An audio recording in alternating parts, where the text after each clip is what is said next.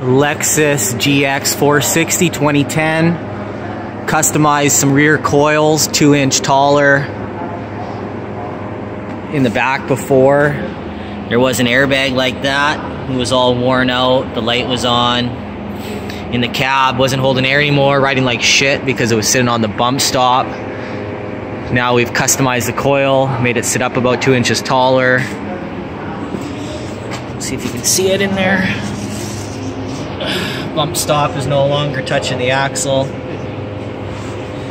No longer is there an airbag in there, but a coil spring.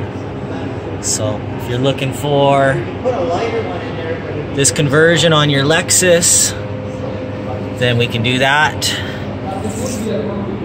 I think even some of the 4Runners maybe have the airbags in the back as well, so you can do the same setup. So if you're looking for something stronger, then customsuspension.com, carrier spring. We can customize your Lexus. Put coil